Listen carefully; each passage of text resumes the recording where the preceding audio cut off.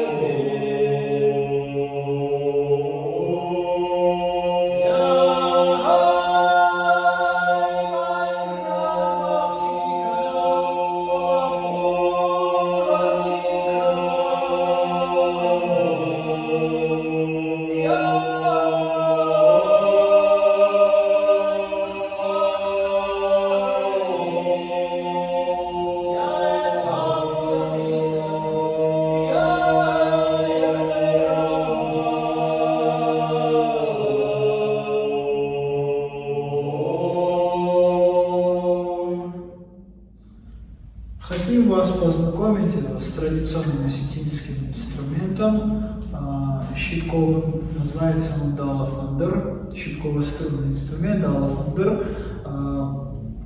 Изначально он предназначался для аккомпанемента.